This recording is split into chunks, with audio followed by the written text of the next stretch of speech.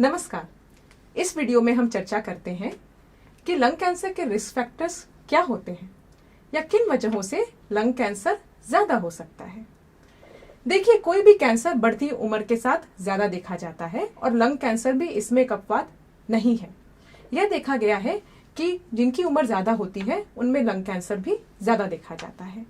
लेकिन हाँ, कुछ रिस्क फैक्टर्स ऐसे हैं जिनको कंट्रोल करके या नियंत्रित करके हम लंग कैंसर कम कर सकते हैं। जैसे कि आप लोगों में से कई लोगों को पता होगा स्मोकिंग के बारे में, टोबैको के बारे में। टोबैको और स्मोकिंग के चलते लंग कैंसर बहुत ज्यादा देखा जाता है। किसी भी तरह का अगर तंबाकू सेवन हो तो उससे लंग कैंसर का रिस्क बढ़ जाता है, चाहे वो हुक्के की तरह के फॉर्म में हो या इसके अलावा बीड़ी, सिगरेट, किसी भी तरह का तंबाकू सेवन लंग कैंसर करता है। और इसी की वजह से लंग कैंसर दुनिया में एक बहुत ही ज्यादा आम तौर पे देखा जाने वाला कैंसर है। कुछ देशों में ऐसी नीतियां आ गई हैं जिसकी वजह से तंबाकू सेवन काफी कम हो गया है और अवेयरनेस भी बढ़ गई है, तो जिसकी वजह से वहां पे लंग कैंसर अब कम होना शुरू हो गया है। लेकिन भारत में अभी भी तंबाकू का सेवन काफी ज्यादा है और इस वजह से हमारे पास लंग कैंसर के अभी भी काफी मरीज देखे जाते हैं।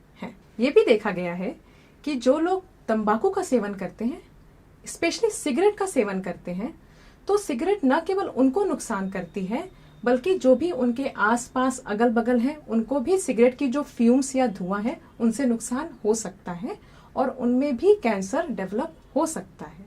इसे मेडिकल टर्म्स में हम पैसिव स्मोकिंग या सेकेंड हैंड स्मोकिंग कहते हैं।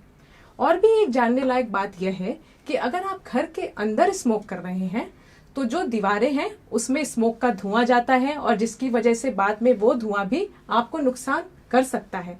इसीलिए घर के अंदर तो आपको स्मोक बिल्कुल भी नहीं करना चाहिए। तो स्मोकिंग से जुड़ी हुई ये कुछ जरूरी बातें हैं जिनका खास ख्याल रखना चाहिए। तंबाकू के अलावा जो और रिस्क फैक्टर्स हैं उसमें है एस्बेस्टॉस। एस्बेस्टॉस तो आपको पता ही होगा। एस्बेस्टॉस का इस्तेमाल घर बनाने में, घर की रूफ बनाने में इस्तेमाल किया जाता है। अगर कोई भी व्यक्ति एस्बेस्टॉस बनाने के काम में इन्वॉल्व होता है तब उनमें भी लंग कैंसर हो सकता है। ऐसे ही कुछ और इंडस्ट्रीज हैं जैसे कि टेक्सटाइल इंडस्ट्रीज बोलते हैं, जिसमें कि लंग कैंसर होने का रिस्क ज्यादा हो सकता है। इसके अलावा कुछ और भी रिस्क फैक्टर्स हैं, जैसे कि हमारे यहाँ इंडिया में गांव देहात में अक्सर देखा गया है कि औरतें चूल्हे पे बहुत काम करती हैं। चूल्हे की वजह से भी लंग कैंसर ज्यादा होता है।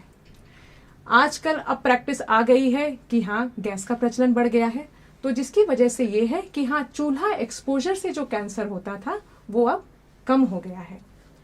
इसके अलावा अब चूंकि एयर पोल्यूशन काफी बढ़ गया है, हर जगह ही बढ़ गया है, लेकिन हाँ, इंडिया, चाइना, कुछ ऐसी कंट्रीज हैं जहां पे एयर पोल्यूशन बहुत ही ज्यादा है। और एयर पोल्यूशन का रिस्क न केवल फेफड़े की बीमारी जैसे कि दमे में है, बल्कि इसकी वजह से लंग कैंसर के मरीज भी बढ़ रहे हैं। तो जरूरी बात यह है कि हाँ, कुछ ऐसे रिस्क फैक्टर्स हैं जिनके बारे में आप जानकारी लेके, जिनसे आप बच के आप लंग कैंसर काफी कम कर सकते हैं। लंग कैंसर के शुरुआती लक्षण क्या होते हैं, ये जानने के लिए देखें हमारा अगला वीडियो। अगर आपको ये वीडियो पसंद आया तो लाइक करिए और सब्सक्राइब करिए।